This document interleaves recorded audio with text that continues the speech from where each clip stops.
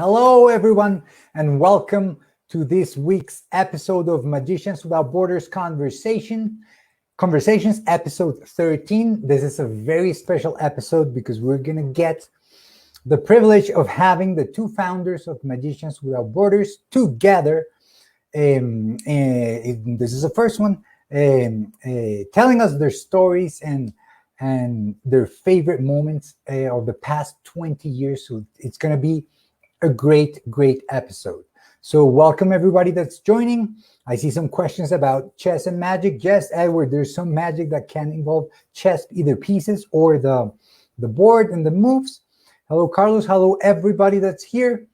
So before we get to this, I wanted to do a little plug of something that we've been working on, and it's this a course called Become a Magician. This course, Become a Magician, it's a magic course that lets you learn magic that you can then put a 30-minute magic show on your own for your family and friends. This is a course taught by Tom, Verner, and Janet Frederiks, precisely the founders of Magicians Without Borders, whom are here with us today. And Tom will take you through with Janet in 13 sessions where you will get to learn 13 tricks in this amazing self-paced video magic course. This is how it looks. So you get all the sessions here, and for each session you get an introduction video, a performance video, and an explanation video. So you get to see how the trick is done, and also how to perform it in a wonderful video form where you can get Tom's more than 45 years of experience being a magician for you. So you can definitely become a magician and get to perform a show on your own for a very small fee. You can go to learn.magicianswithoutborders.com. So if you go there right now, learn.magicianswithoutborders.com, we have a special sale going on for a few days. So if you want to learn magic, this is a very good way to start. This is a very comprehensive magic video course that you can take regardless of your level of expertise, and you can get to know some secrets of a person that has of a couple that has performed for over 1 million people in over 40 countries. So that's a lot of experience that you can get exclusively for you. So if you want to learn some magic, definitely check this out, learn.magicianswithoutborders.com. And of course, you know that the proceedings of this course will get invested back into our social project and our social purpose, that is to use magic to create a just world full of possibilities in communities around the planet. So that was it. So without further ado, I want to welcome our guests 2 at a time. So welcome, Janet and Tom. How are you? We are very good. Thanks. How are you, Janet? I'm great, Tom.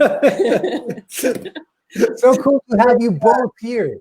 This is such an amazing opportunity. It's just, we're just I'm just so cool, so excited that both of you guys are here. So it's so cool that you guys are together and are still together. So I wanted to ask you, so can you tell us the story about how you two founded Magicians Without Borders, like how that became official? Yeah, want me to start? Sure, why don't you start, Tom? I came back from a trip in 2001 in the fall, and during that trip I happened to end up in some refugee camps in Kosovo, in the former Yugoslavia, and I spent a week there and did 15 shows. And I didn't realize it, I don't think, at the time, but the seed was planted for Magicians Without Borders. The idea that magic is a universal language and that it can awaken hope, that the impossible is possible. I was on my way to a conference in Poland, and when that was over, I came back home. I couldn't get those 15 shows out of my mind and how wonderful magic was for these refugees. And I started talking to Janet about it, and it was clear to her, I think, that I was going to do this, I think, you know. And so she said, well, what can I do? You know? That's a good question. And what did you say, Janet? Well, Tom and I were just getting together in our relationship. And I thought, wouldn't it be wonderful to travel together?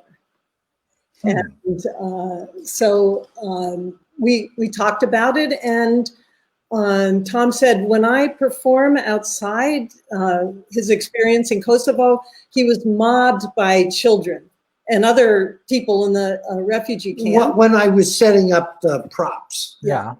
And you know, as a magician, you can't have people messing with your props while you're trying to get set up. And kids are really curious, right?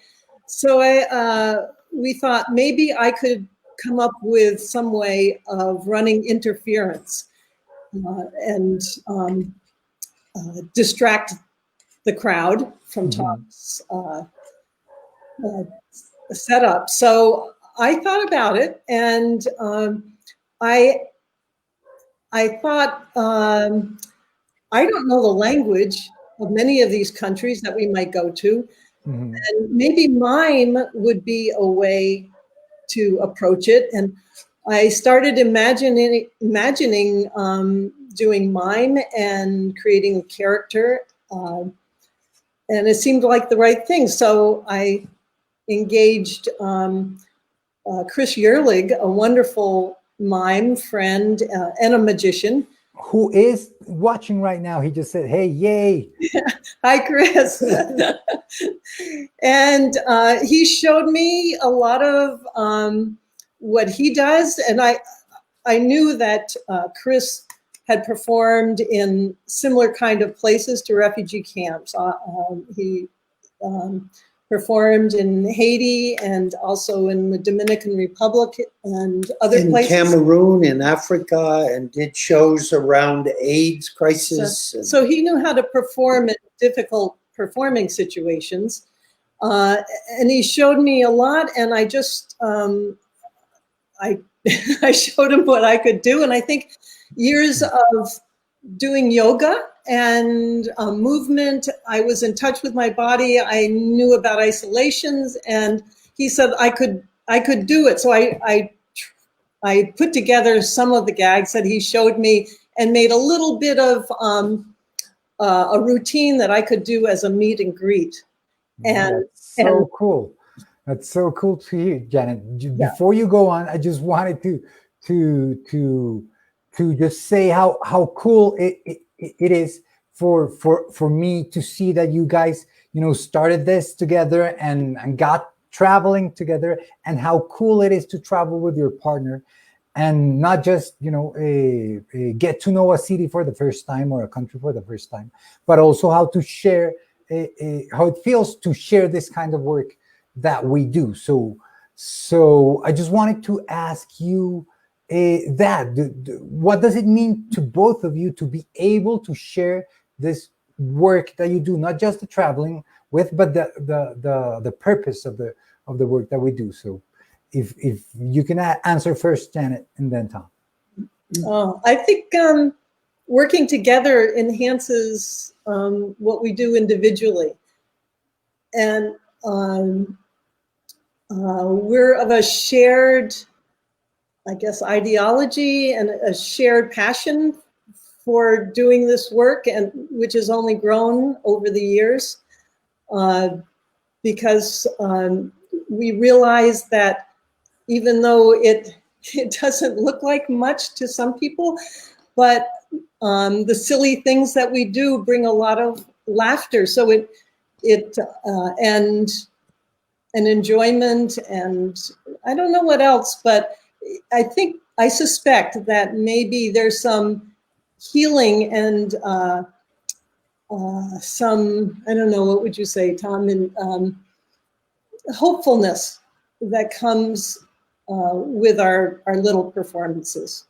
I think in many parts of the world, I mean, in that little movie that's on our website called Jadoo, which means magic in Hindi, I say, the very first thing I say is one of the best things about this work is that I get to do it with Janet. And I think that in a lot of the countries that we go to, it's very unusual for a woman to be standing up doing what Janet does, and then to be standing up there with her husband, and the two of us doing it together is kind of an amazing thing for a lot of people. And I think very inspiring. Even in this country, our friends say to us how wonderful it is that we get to do this together, and we get to see these amazing places and bring some joy and happiness to people who are, really suffering. And we get to do it together. So it's pretty terrific. That's so cool to witness that I've been, privileged enough to witness it a couple of times. It's just wonderful. So, Janet, you were saying that how you got into mime, but I just wanted to say, were you always started interested in performance? In that photo, yes, please elaborate. That's about as much performing experience I had tapped in, and I don't even know. I look about 5 years old there. I really hadn't done any theater or anything, but I think there was a latent Lafleur, my character, within me that was just waiting to come out and perform. But I have to credit my 50 or more years of being a visual artist and being a working visual artist that has required of me to improvise. And most of my work, what I do is improvisation, because when I go out into a crowd, I have no idea what's going to happen. And I take my cues from the people in the crowd, and especially children, because my character, Lafleur, is kind of an innocent, childlike, a bit androgynous, and she will take her cues and is from the kids mostly, and go from there. That's so cool. That's so cool. That you just got into performance, later in life, and you've got some teachers. You've mentioned Chris, but you've got some others, right? Chris Yerlig and a dear friend, Marie Rice in New York City, who had spent many years in the theater. She came also to my studio, as did Chris, and I begged Chris teaching me the stuck suitcase gag, and they were really helpful. Deborah Lubar, who is an actress in our community, helped me. Another woman who studied with Marcel Marceau's teacher, Etienne Dutroux, and I had her look at my little routine that I had made. There's been many wonderful teachers along the way, but of course I studied and I looked a lot at films or whatever I could of the greats like Chaplin and Keaton and Bill Irwin And one of my favorites, Giulietta Messina. You may remember her, the Italian actress in La Strada, a classic film. Extraordinary film. I think I really identified with her character. She's like a female chaplain. She's just really wonderful. Yes. amazing. Yeah. So cool, Janet. And then, well, you actually got into performing because you wanted to travel with Magicians Without Borders. And do you remember the first time that you did a show for Magicians Without Borders? How was it like? I'd like to answer this. Go ahead. We were traveling from Addis Ababa to the Sudan-Ethiopia border. We were in town Gambela, and there were many big refugee camps along that border with 30, 35, 40,000 people in them. And they had been there, sadly, for 20 years or so. So we went to the first refugee camp, and this extraordinary man, Mahari Maasho, who worked for the United Nations, was our host and guide. And I said, how many people do you think will be at this first show? He said, oh, maybe a couple hundred, maybe 200. That sounded really big. Yes. And it was outside. And so we drove into the camp, and there was about 1,200 refugees from Sudan. And what was amazing was they had been there maybe an hour waiting for us. I felt badly. And I said to Mahari, oh, they've been waiting. And he said something to me. He said, Tom, something refugees know how to do is wait.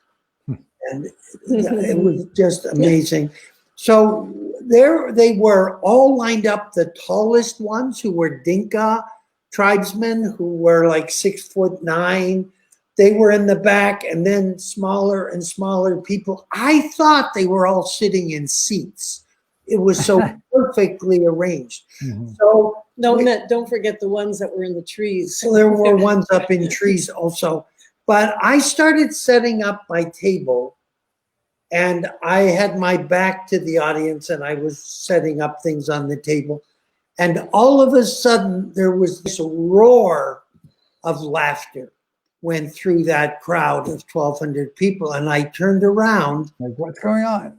And there was Lafleur, just unbelievably without any fear, just waded into the crowd and started dusting them off with her feather duster or doing funny handshakes. And that was our first show. And I was so impressed with her courage and how much she touched the people immediately. It was fantastic. Well, it's amazing what you can do when you have a costume on. You know? Yeah, it's like a mask, you know.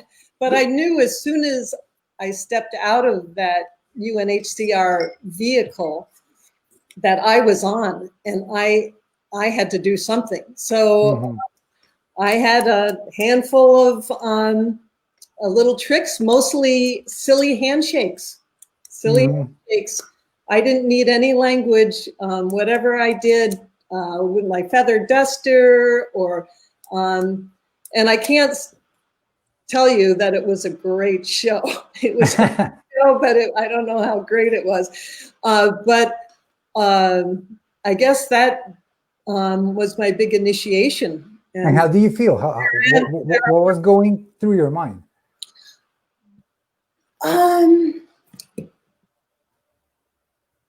When we start our shows, this has always been a tradition. We make a dedication. A dedication. We dedicate the show for somebody, and usually somebody who's having a difficult time or something. And a good friend, Deborah Lubar, who helped me a bit reviewing my progress, told me a secret about what she does when she goes on stage. And she says, I center myself and I bring my energy down into the earth, and I pull that energy up to my heart and send it out to the people. Mm.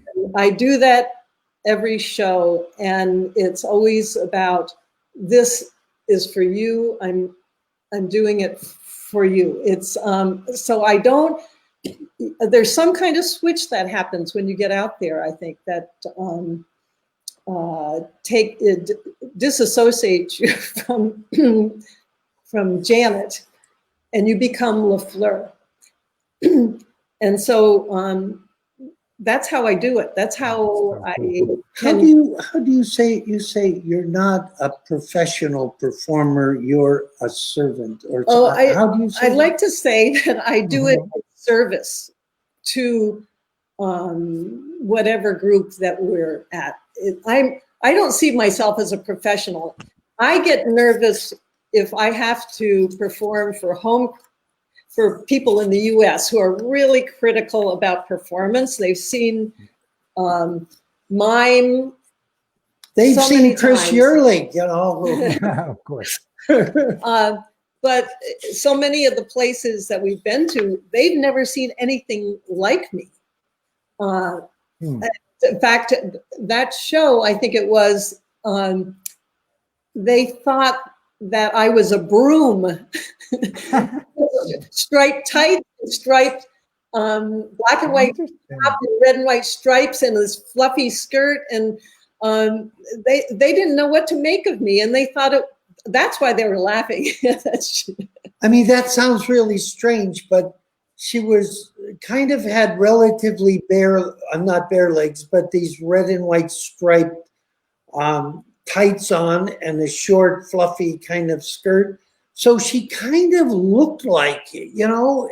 Okay. But not to us. But Harry said to us, you know what they say you look like? You look like a broom. or a doll. And they even thought, in some of these camps, they even thought I was the real magician, that I was controlling Tom, which of course you do, but yeah. But it was because she didn't speak. Somehow she had this kind of aura of magic and mystery about her. And I was doing things and sort of talking because they didn't understand English, but I would say things. And we learned about 10 words in different languages, and we could say things. But they really thought she was the magic power because she looked so strange to them. She was a woman, or was she a woman? Because it's not completely clear, LaFleur. Is she a male or a female or a child or a woman? It's really perfect as far as magic is concerned. Yeah, That's so cool. We're going to touch a bit on that, on the gender part of it in a little while. But I mean, you've been through a lot. It's been 20 years of traveling to more than 40 countries for over 1 million people that you've performed for. Do you have any top memories from all this? I know this is a hard question, but for both of you, like, do you have any top experiences? You want me to go first? yeah, you go first. It's always hard, that question, you know, what was your favorite this or what was your whatever. But the first thing that popped into my mind was we were invited. This was not a refugee camp situation, but the Vatican, the Pope John Paul II, when he was back in Warsaw, was a theater major in college. And he loved theater and he loved performance. And he especially loved circuses and circus people. And he had what was called a congress held inside the Vatican. Traveling circus people who were using their skills to do good and to bring happiness to people. And he heard about us somehow and invited us to this week-long gathering inside. And I think Janet may have sent you a picture of her teaching some nuns how to juggle. So that's the Fleur in the Vatican, teaching nuns who were traveling with a circus. These were nuns who traveled with a circus and did this seamstress work. Made them fix the costumes for the people, and Little Sisters of the Poor. Little Sisters of the Poor, they were called. And I think there's a special place in my heart for India, where we probably have been 30 times. We were going 3 times a year for a bunch of years. And we have a daughter adopted from India as a baby. And we just have performed so much in India. And hopefully Chris Yerlig, who traveled with us, and he and I have done a lot of work together in India. We'll talk about a camp that got started by us and a wonderful man who also wants to be a guest, Dhananjay Mehta. We did these 3 weeks of 1-week camps for 100 orphans each week, and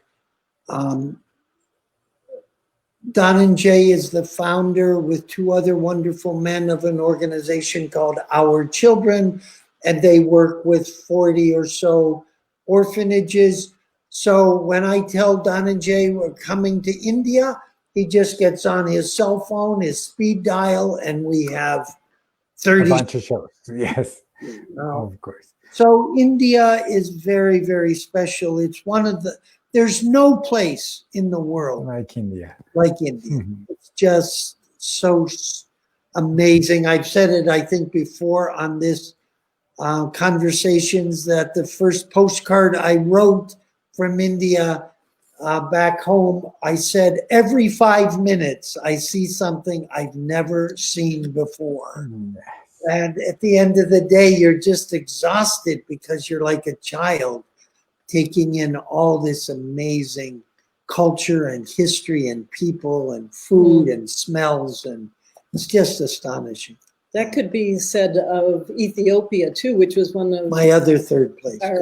Our first places that we went to. We made a nice connection with the UN High Commission for Refugees, and went to Addis Ababa, and we were taken under the wing of Mahari Maasho, who we called our angel, but he was assigned to us, and we were. He worked for the United Nations, yeah. You know, the United Nations High Commission for Refugees never gave us. Nobody ever paid for us. We paid our way in all of our trips. Our donors and patrons, yeah. But they provided transportation and security to get into the camps and set up the shows that we did there. And we drove thousands of miles, literally, with him across Ethiopia, up and down from Eritrea down to Addis, down to Awassa, all the way in the south, and all the way to the Sudan border, all the way to the Somali border. And they had more refugee camps along their border than any country. So everything was new. Everything we saw in Ethiopia was new to us, and it was wonderful. I have, I think, 4 sketch journals that I keep a journal for each trip. Let me just get something to show you. And I just drew all along the way, because sometimes we'd be in a vehicle for 10 hours on a bumpy road. I called that extreme drawing, trying to draw while these are just a few. These are, I think, over 30 journals that I've kept from the trips that we've been on. Haiti, Ethiopia, Bosnia, El Salvador, Katrina, Italy, South Africa, Mexico. It just goes on and on. Bogota. Japan, Nepal, and Iran. Bangladesh. Yeah, Iran was an amazing country to go to. We had a very difficult time getting into that country. A former student of Tom's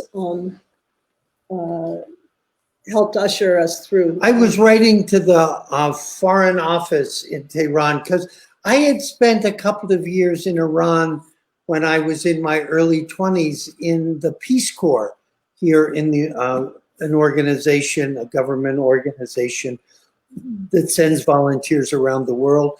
And I wanted to go back to Iran because it's just one of the most amazing. Persia is one of the greatest, oldest, most extraordinary countries in the world. And it's been hijacked, unfortunately, by the right-wing mullahs right now. And none of the people, or very, very, very, very few of the people in Iran are happy with the current situation. But I was writing to the Foreign Office and saying, I belong to this organization, Magicians Without Borders. We'd like to come. You have many millions of refugees in your country from Iraq, from Afghanistan, and we'd love to just perform for them. No response.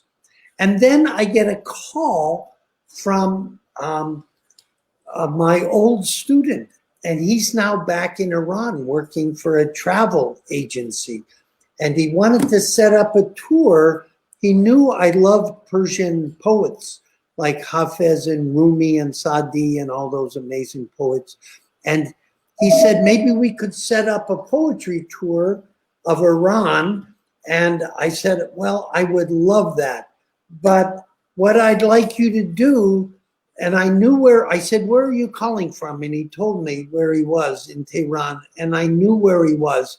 And I said, just go down the street to the Foreign Office and tell them that person who's been writing them and writing them and writing them would like to get a visa and come and do this tour and then perform for the refugees.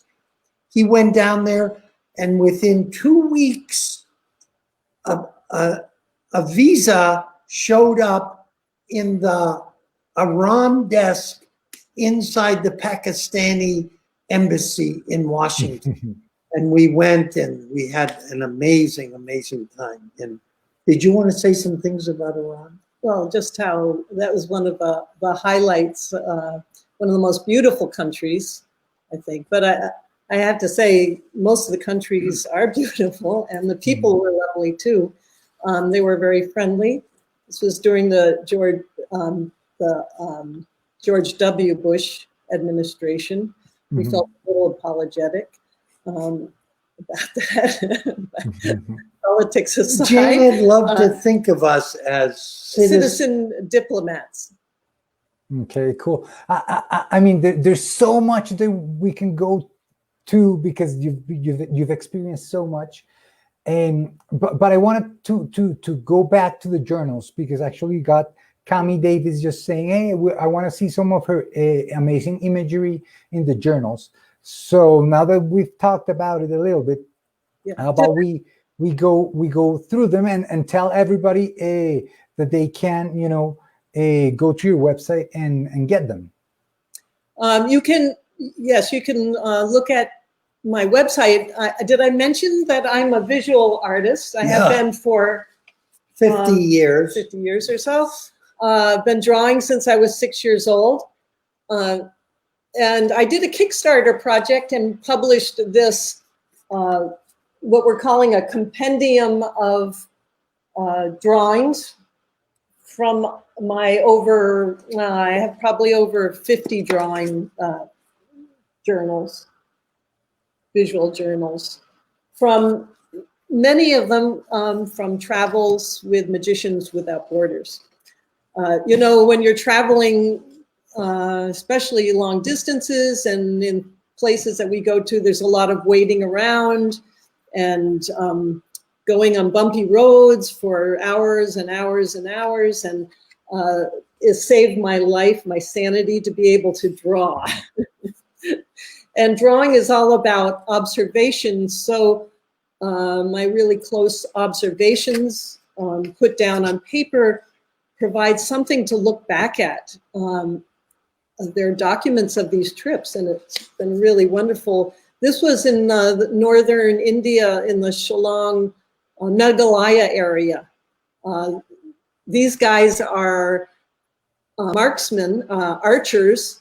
Extraordinary archers. And they shoot like 20 arrows within a minute. Just bam, bam, bam, bam, bam. They get together in these competitions, and there's a lot of drinking and betting. And betting. Yeah. And eating beetle nut. So cool. I mean, the drawings are just mesmerizing. And you shared with me prior to starting the show that for you, looking back through these journals really brings back the memories. Oh, That's art museum in Mumbai in Kalaba. That was one of my few days. Tom was sick on that trip. We've had our share of travel sickness. And I ventured out by myself in Mumbai and wanted to see what the art was, where the art was. And I found this old museum. The name of it I can't even pronounce at the moment, but it's right in the heart of Mumbai. And it was full of wonderful ancient Indian sculptures and paintings. But I realized that the art is not just there, but it was everywhere in Mumbai, in India, and in the people and the clothes and the architecture and the food. And that reminds me of a wonderful donor to Magicians Without Borders, who was an authority on the Ajanta caves, Walter Spink. He invited us to come up to Fardapur to perform in that tribal region. And that was another wonderful, so many places that we have been invited to perform for people. And we get to see the faces and that's where the woman, do you have that photo with the woman with the water jug on her head? Yes, sure. We'll get to that. I just wanted to show some of the pictures, and then maybe then we'll talk about it. Let me just look for it. But yeah, I mean the journals are so nice that if you get a chance to visit janetfrederiksstudio.com, you can see there all these journals, and they're wonderful. You can have them because it really, takes you to the places and all the experiences that you have, gone through. And well, now I wanna, go back to the gender part of what you were speaking about, right? And how important it is that women are not usually in front of an audience and doing stuff in the places that we travel to. But you had some pretty cool experiences with that. So tell us about this picture. We often are invited into people's homes, as we were in Fardapur here, to have maybe lunch, but more likely tea, or if it was Ethiopia, it'd be coffee. And after leaving the lunch in this little village, I saw this woman by the well with the large pump.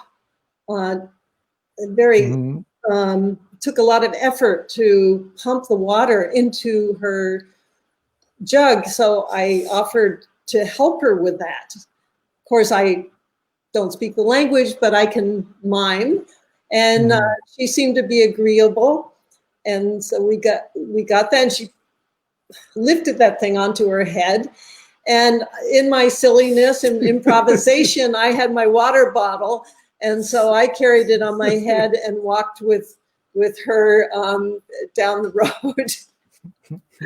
Is one of my all the children started with the walking children. behind, laughing. Yeah, yeah, and I think that's been a very special part of this whole experience for me, is the connection with women. For some reason, they were very curious about me, I guess. But they were very generous in wanting to share their families, and so invite us into their tukul or into their little abode to have a little bit of tea. And even if we were just staring at each other across the table, more likely we had a translator, so we could exchange some pleasantries. And again, it felt like we were putting on a face for, they knew we were Americans, and people have all kinds of ideas about America. But I feel good about us, who we were, being diplomatic or diplomats. Citizen diplomats. Citizen diplomats. So cool. So Hold a story. I see a picture here on the table. Oh yeah. We were in a refugee camp in Iran, and after the show, these three Iranian women, all covered in chadors, in their veils. I see the one in the middle who just is so admiring and like looking at Janet, and I imagine her saying to herself, now this is all in my own imagination, of course, God, I wish I could do that. And Janet, as you can see, has to be wearing a headscarf. LaFleur has to wear a headscarf for all the performances in Iran. She had to wear a headscarf. And I don't know what that one woman, she looks like a little concerned, scared or something.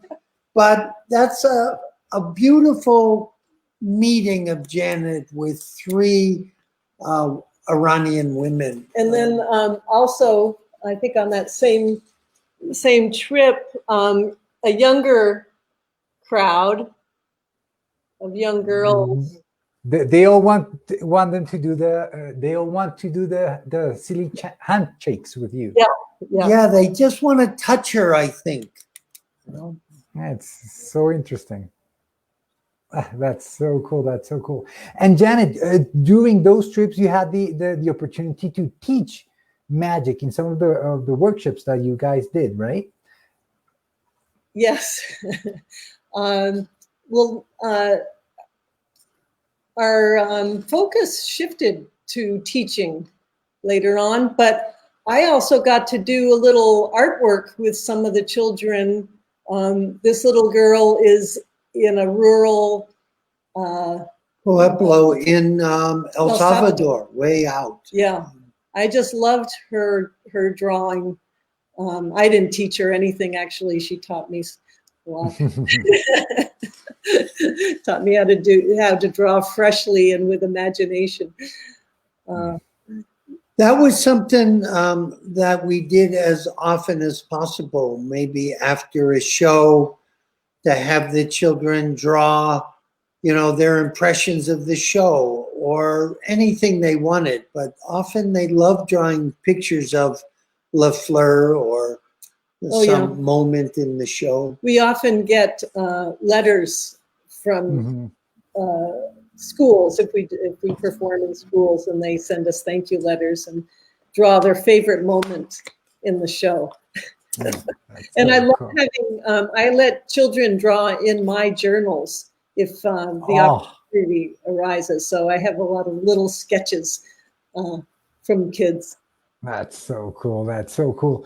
You've been all over the world, and I just wanted to share some pictures that mean a lot to me, because I've been fortunate enough to have you both come to where I'm from.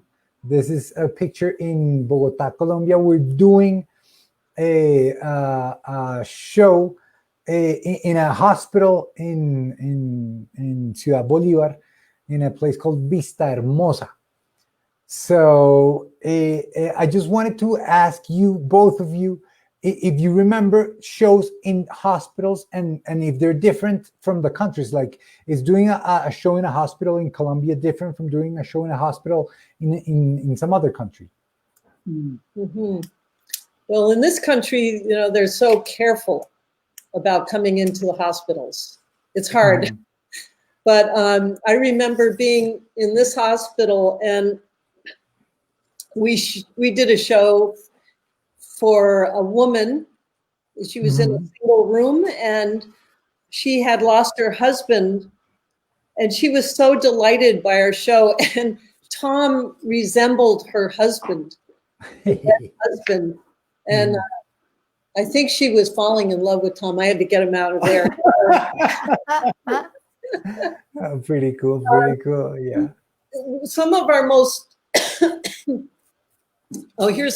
here's one in a leukemia hospital in Sarajevo, and they were very protective. It was hard for more than one person to be in the room, and you had to wear a mask, and it's hard for a mime to perform. Yeah, with of course. The children are getting chemotherapy, so their immune system is very, very compromised. That's a very interesting picture. We were in Serbia, in the capital of Serbia, the night before, and we took a long, long all-night bus ride down to Sarajevo. And Janet fell asleep, and she had a dream vision. It was sort of one of those things, as you said it, you couldn't tell whether it was a vision or a dream. And her brother, Charlie, who died of leukemia when he was 10 years old, came to her in the dream. And in the dream, you were his age, or you were... I was young. Your age when he was 10. And so we got to Sarajevo, and we were supposed to perform in some refugee camps. And the person from the United Nations said, there's problems in the refugee camp right now. So you're going to go and perform at a leukemia hospital. And we went to this hospital. And Janet was pretty sure that her brother Charlie, who had died many years earlier, arranged that so that we would go and perform for these children with the disease that he died from. It was one of those, what Janet and I call angel moments, that seemed like there was some hidden hands behind it. There have been a few of those. Another one, can I tell another story about that? We were in the northern part of India on one of our first trips to India. And we performed in a Mother Teresa orphanage. Remember that? And there was a young girl there who looked like she was maybe 4 or 5, but she was really probably 6 years old or 7 years old, and her growth was stunted. And she was in a lovely maroon velvet dress, and she sat right up front, and all the kids were seated in rows on the ground. And she was delighted with our antics. Mm-hmm. And when we finished, we went back to our little guest house, and Tom felt very sick. He was getting quite sick. And he said, I feel terrible. And I said, well, why don't you lay down? And I told him something I always told my son when he was a little boy. I said, why don't you go inside and ask your body what it wants or what it has to say to you? So I did He that. listened to me. I did that. Here's actually a picture Of her, of yeah. that show in you can see Mother Teresa's sisters back there.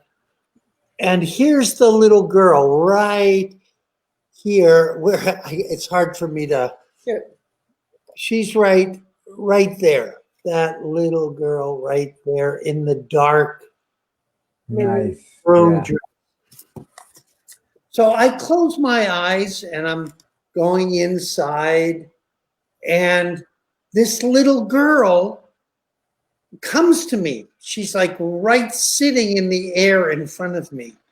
And I look at her and she starts spinning around and around and around and around and around, and then came right inside of me. And within minutes, I was feeling all better. I mean, it's a very strange thing. And I think that, I don't know. We have no idea what that was about, but Tom got up as if nothing ever. That bothered him. I was really sick. I was really sick. Here's another picture of a home called Wings of Hope in Haiti. And they were all children with serious cerebral palsy. And we had such a wonderful day there, bringing some joy and happiness, which is apparent on their faces during the magic show. We were also asked to help out because they were short of people to work with the kids to try and massage their legs and arms, and they need that. They need to keep their limbs moving. So we did that. We had Mira with us on that trip. She traveled with us throughout Haiti. So cool, so cool. Those stories. I just wanted to end this with some of the pictures here also in Bogota. This is actually a picture in Bellaflor, so our first education project in Bogota. And this guy right here now is an old-grown man who is a wonderful magician as well. His name is Edwin Moreno. This little guy right here is Edwin. So it's pretty cool that you got to meet them so small and now he's so big. And this is another picture that's not so good, but this is a picture that we took with one of the great magic teachers here in Colombia called Richard Sarmiento. And there we are with Ryan, who we had last week on the show. And we started this great relationship between Richard's school, which is a wonderful magic school, where we still take our students so that they can get some classes and lessons over there. And I wanted to share this. Can you tell us who this is?